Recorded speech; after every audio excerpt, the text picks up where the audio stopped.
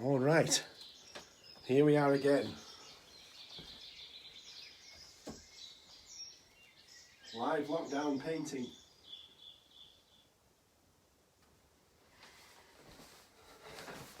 Up close and personal tonight. I've got to watch that I don't breathe too heavily because, as you can see, we're working on a fairly small scale for this intricate study of the spring woodland. You see, I'm working on a commercial canvas board here. Thing is, I have additionally prepared the surface with 2 coats of acrylic primer. I think it's important for consideration of your subject, and here we're going for some close realism. That was a little bit toothy, so I've filled the canvas threads to be more sympathetic to the subject in hand. And the way I level that is I put the acrylic primer on, and then before it dries, level it with a jar, and it creates a lovely smooth surface. Let's check you can see. Yep, let's get going. I've got acrylics here, but this will be an oil painting. It would help if I had some brushes. Clean them over here. Right, off we go.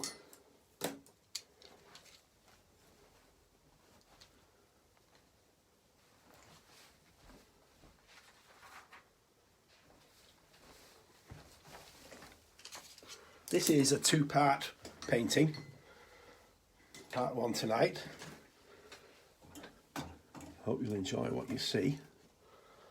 I'm going to paint rags. Let's get some colour on here. Rub and scrub time.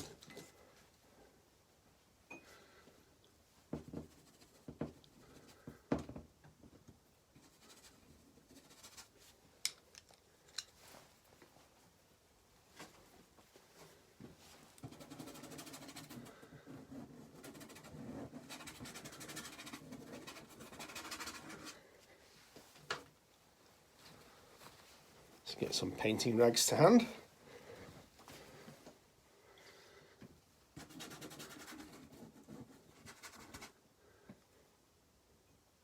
Now this is raw umber,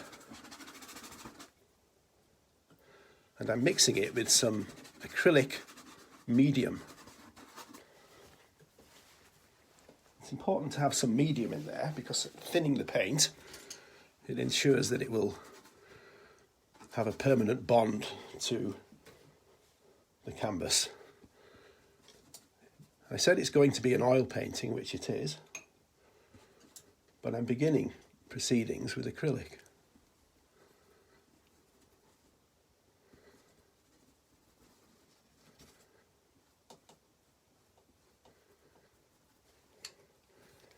For this walk in the spring woods.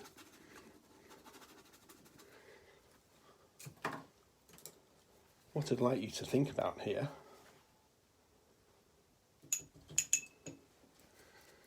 is the textural possibilities with this. See, if we thin the paint, it creates this. It's a smooth application, but it creates patterns which can be exploited. Do you see the canvas? Yes, showing through. So it's a white canvas this week, deliberately so, pure white, for maximum reflection from the white primer. The light passes through the umber and comes back through the white, and it creates a luminosity. Even though it's a dull, deliberately dull colour, you can see the transparency of it there. And I'm going to use the marks here to describe some of the form.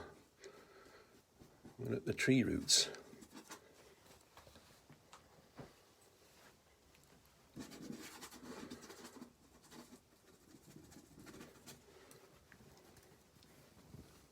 See how with a cloth we can re-expose some of the priming. And I'm imagining if I had a something like a silver birch springing out from the mossy roots. You can describe some of the form of that and the tonality of it. Imagine if we have a root here.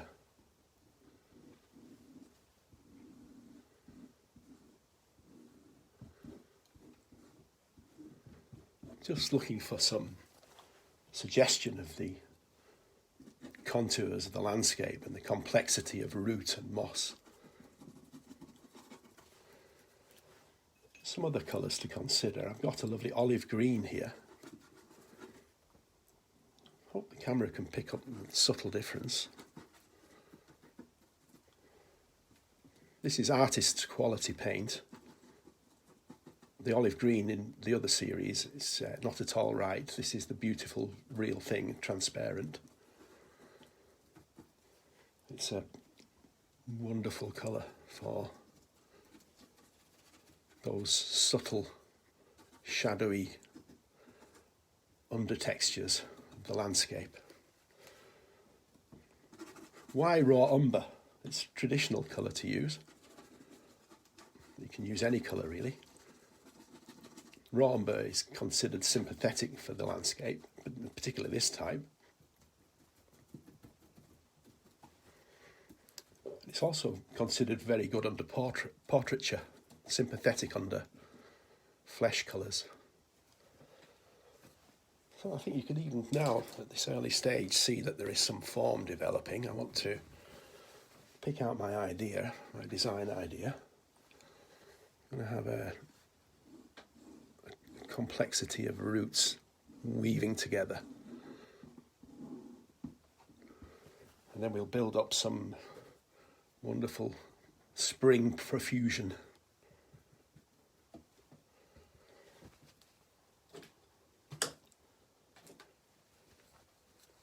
This is ochre. All of that was transparent. Now this will be opaque. Look at the brush.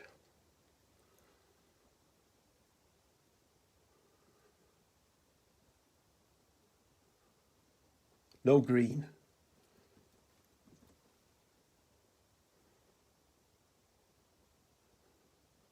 What this I hope will resemble is the close-up spongy textures of moss.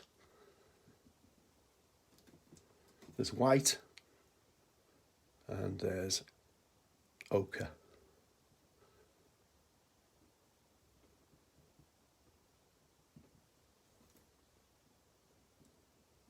I'm sitting right up against the microphone here.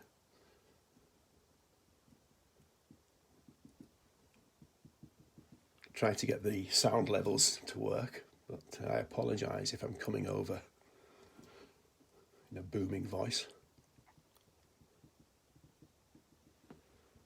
What we need to do is get some dedicated equipment.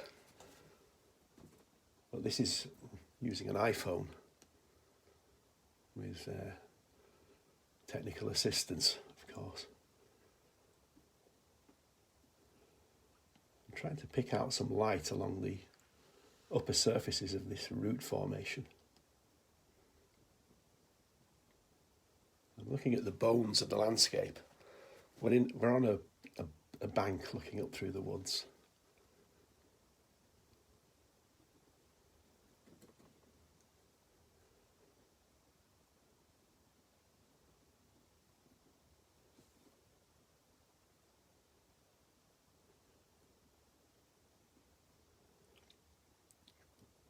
I've got quite a bit of experience painting this kind of thing, and I'm fairly confident to paint lots of the forms that I'm familiar with in the Lake District. So it's kind of made up. But if you're wanting to try something with yourself, you might need references to help. And with modern phones, everybody can get great results. I mean, I've just been out in the woods, I think a couple of days ago. And here's some hart's tongue fern and primrose. Just a reference photograph. That would be excellent to work from for this kind of thing if if you need to study the forms. And indeed, I sometimes will use these and arrange them into a composition. I like to sketch with charcoal, just a rough idea of where the paint will go, and then bring it all to a naturalistic effect in the studio. So we can see here lots of textural stuff appearing. I want to have some big roots and even boulders, mossy stones in the wood.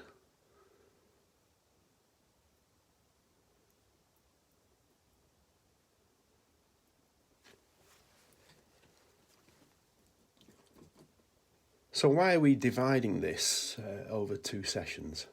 Very good reason. One, to get the high level of finish I often will put into these. It takes time. And what I thought I could do for this demonstration is take you through the processes. I'm working at a fair pace. I want it to be interesting and for you to see things happening. But it's the kind of painting I like to sit and contemplate when I'm working and take my time with it. So I'll need 2 sessions, I think. And the other is a very good reason, is we're going to be using the magical oil glazes, glazing in oils, which is something I use a lot. That gives me a good foundation level. Yes, glazing in oils, it's quite something, and you'll be able to glaze. I'll be able to glaze over this with the oil paint tonight. You'll see some of that, and I'll build up some of the base layer for fine tuning next week. We're going to have those hearts tongue ferns I showed you before, and some primrose, and we're going to have wood anemone. And the star of the show is the bluebell rising here, along with all this lovely leaf litter and twigs and moss. I think we can add some of that. Let's see.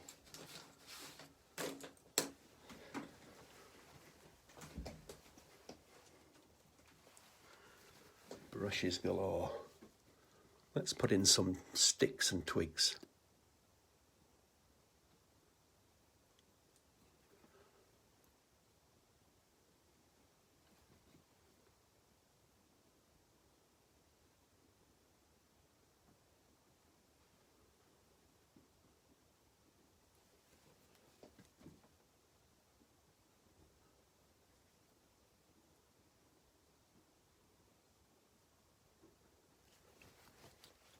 Cup of tea to hand.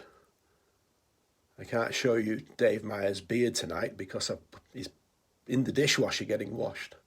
So that's where Dave is tonight, as well as competing with me on TV, as he does, with his millions of viewers. Thanks, Dave. Oh, great friend from school days.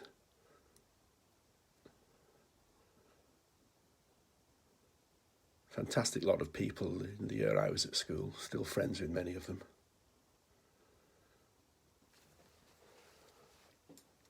Let's dry that off. We need a plug. There's one here. Let me see.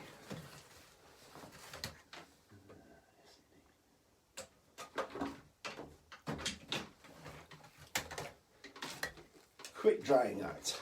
If you could do this in oils, and what you would do is let it dry for a few days, but I can speed things up now.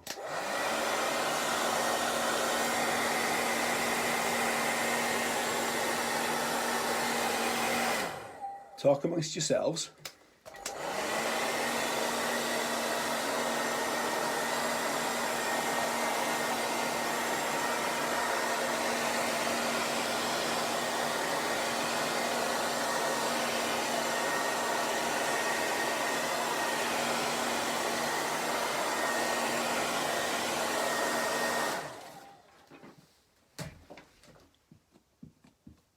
That's tacky. Nearly there.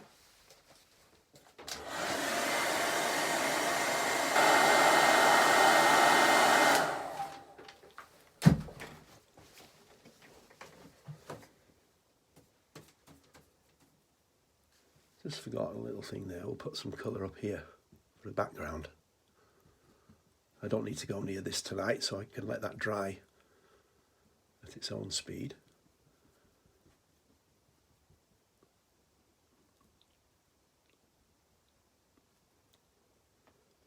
So tonight I established the presence of all the elements of the composition, and you'll see that they're pitched, apart from the stuff I've just been doing, they're pitched rather in light tones. And then next week the full strength colour is brought to bear with the glazes. That'll do nicely. So, let us begin. First of all, with acrylic.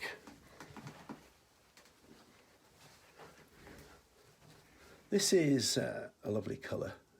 It's a modern synthetic version of sap green.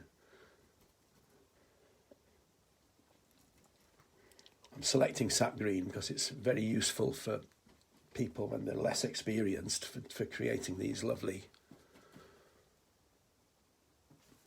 natural looking greens. And I've got some acrylic medium here, and you see how the colour, if it's dry underneath, will show through. So you get this two layers. You get the underlayer with all the strength and power, but it's rather colourless, and then the glaze brings in the rich colouring. Lots of moss. I think you'll agree that's a fairly rapid way of creating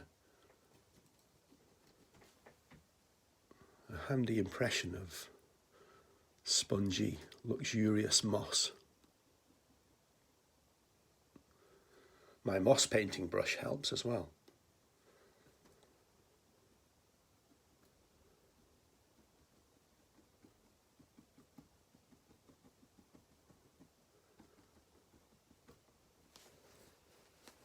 I need some stronger darks under here.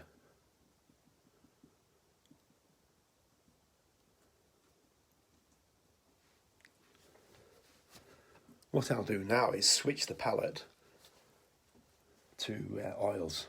Just glaze a little more here. The oils can sit over that dry acrylic. Here goes. We're aiming for a half-hour session tonight.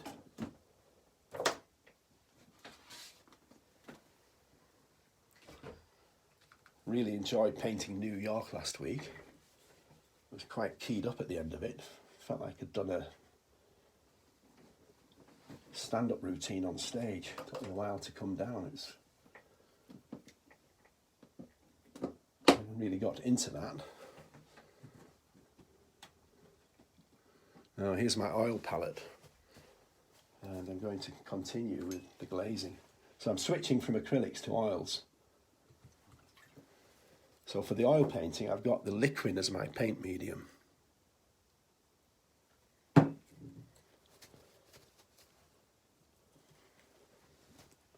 You know, I like the oils because of the following. You'll see the juicy richness of them. Again, this is sap green, but now we're using oil paint. Such fantastic depth. Can you see the transparency? This isn't the only way to paint. It's like the old master way, but still very popular. And if I have a specialism, it's for old techniques and how they can be brought to bear with modern methods. For example, I'm using the liquid, which is very modern. I think it was invented in the 50s or 60s. It's a fast-drying synthetic. It takes the place of copal oil medium, which can give problems. You see that lovely rich emerald moss. See, the glaze darkens the colour as well.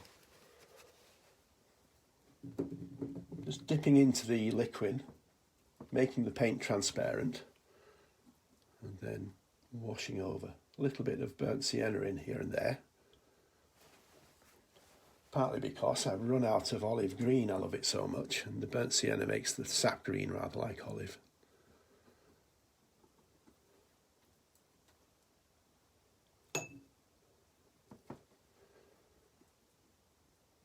Look at this, how you just tap on these transparent. It's like washing watercolour washes, but there is this oily richness. It's like stained glass window colour. And see how with the oil glaze I'll use ultramarine and umber. My glazes are over out of sight by the looks. Oh no, you can see them there. This is the, I'm putting in these cavernous shadows in between the roots. All of it calculated for the plants to resonate out.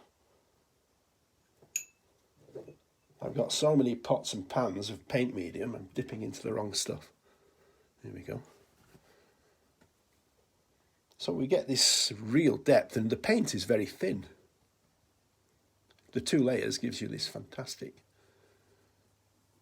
ability to go right into the full strength tones.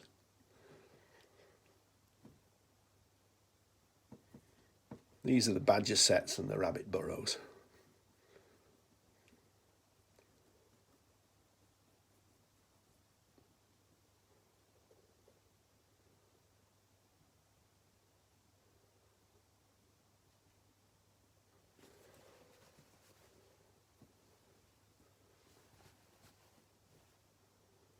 So for the remainder of this session now, I'm going to start introducing the other elements.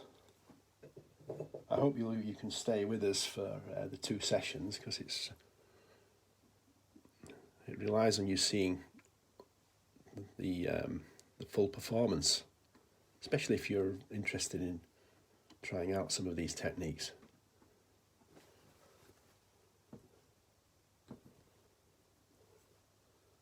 What I may have to do as well, I've just been discussing this with the technical crew, is do a little bit of homework in the intervening time between now and next week, and post, I forget the name of them, where they speed the films up so you can see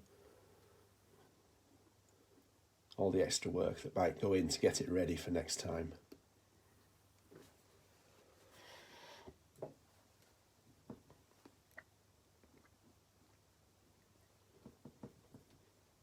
I just thought to say that when working like this, I don't always work in this method, but quite a bit. It's good to have 2 or 3 paintings on the go, so that while one is drying, you can resume work on another.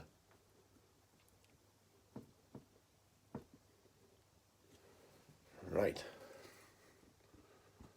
Lovely. So let me see. Where are we?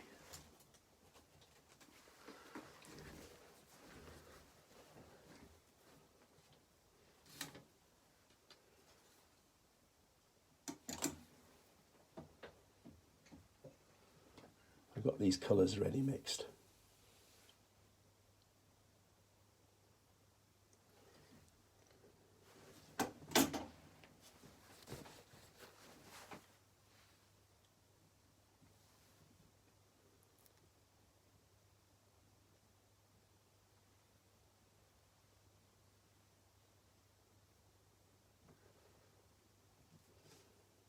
This is a rather dilute mixture of opaque oil. It's a very pale mix.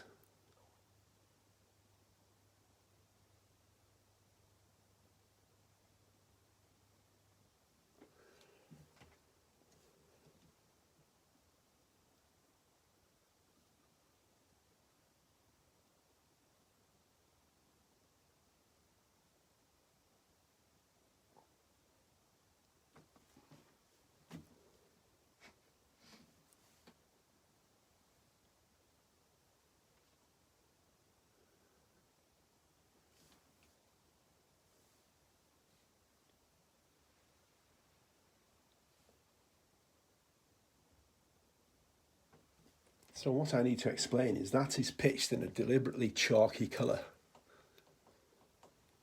We need one coming towards us here.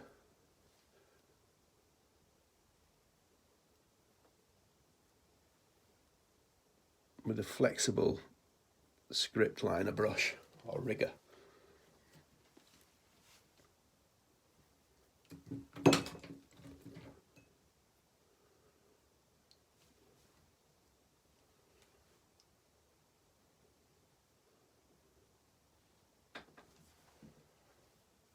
See, the opaque colour slides over the glazes.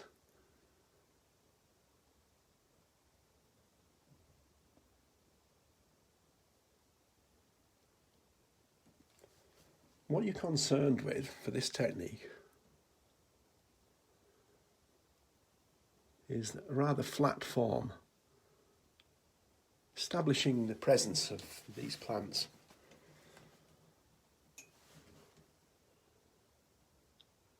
And a pale colour, it's technically, this used to be called the dead colour. Not because it was boring and dead, it's because it's a colour that is deliberately less intense so that the true colour can be achieved with glazes.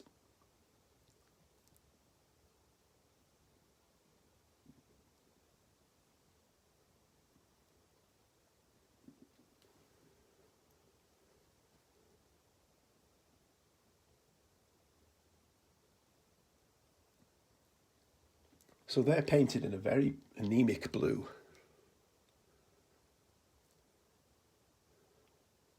But what you want is a profile of the plant that sits cleanly out against the dark background.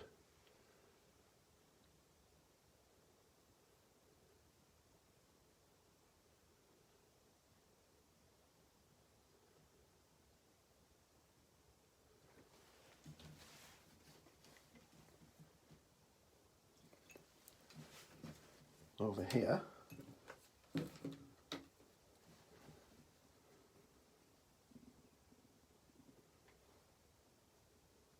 some of the other plants I'm thinking of.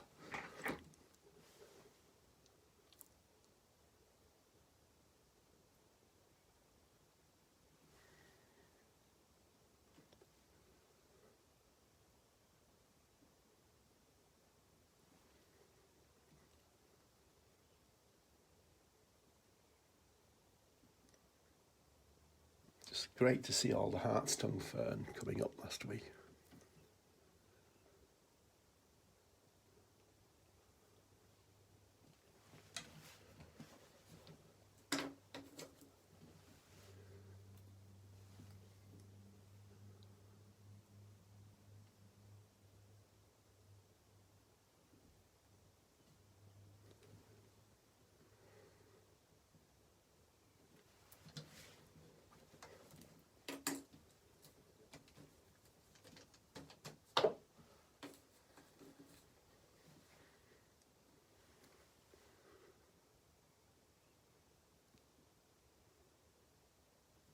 And here the primrose.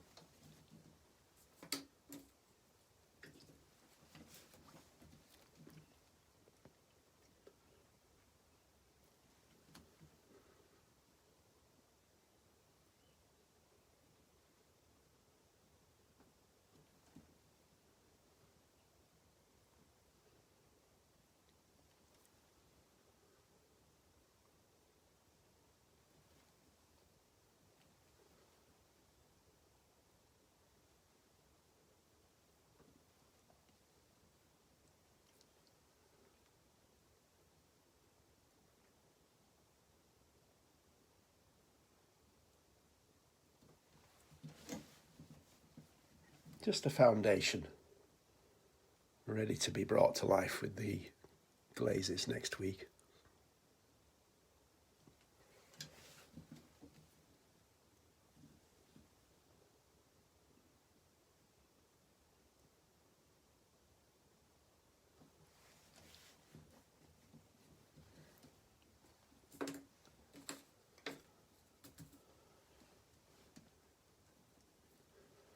And here,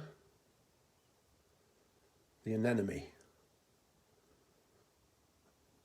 What I'll do is dab on some of these lighter anemic greens and then shape them with another brush.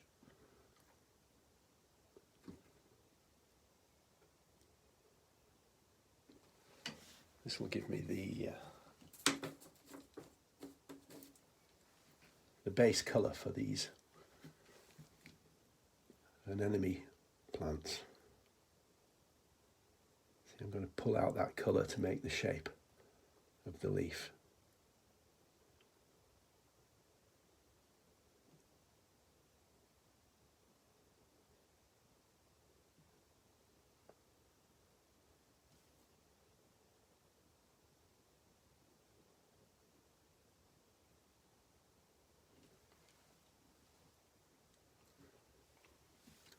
These are going to intermingle with the bluebell.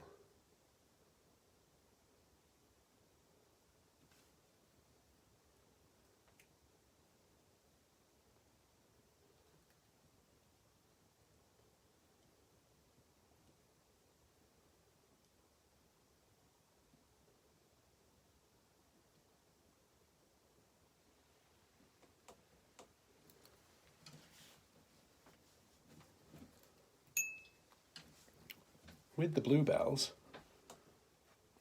to get that elusive colour of the blue, you can actually underpaint these, dead colour them with pink. And it gives it that hint of violet when the blue glazes go on. I've got quite a few more of these to go on before the composition is complete. But this is the process. And you need to see some of these brushes. They can get quite fine.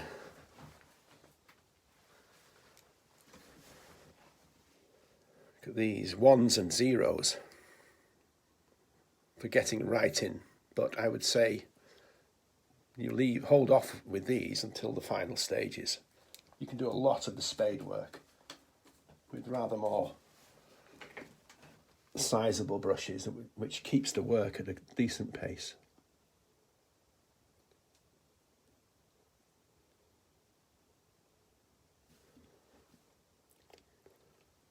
So they don't remain pink. What happens is the blue glazes go over and bring the colour up. I'm particularly keen to show you some of these that come forward to create a three-dimensional effect.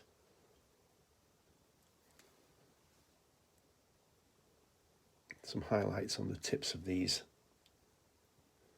anemones. Now the plants themselves. There's going to be a sprinkling of anemone. This is a creamy white. So we can establish the flower heads, and as you can see, it's very close in.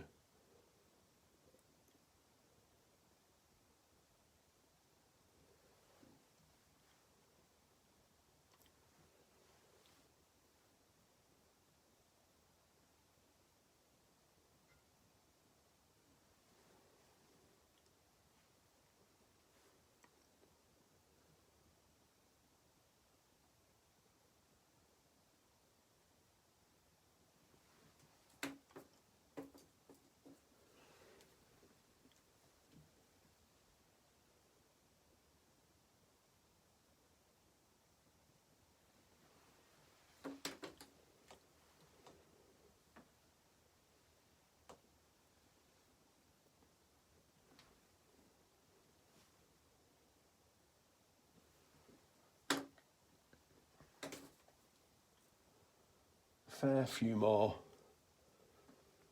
bluebell leaves as well. Let's have another one coming towards us.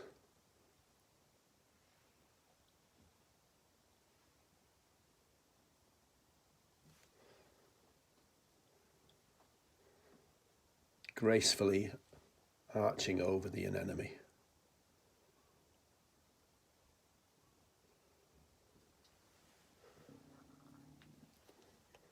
So we've made a start. I hope you'll bear with me on this, and I'll probably do a little bit of build up in the same methods, preparing the groundwork for next week's glazes. What we're doing here is establishing the presence of everything. And next week we put some strength and depth and also maybe a little bit of vision into the work as well. So thank you kindly for watching. I hope you found that interesting. I'll see you next week.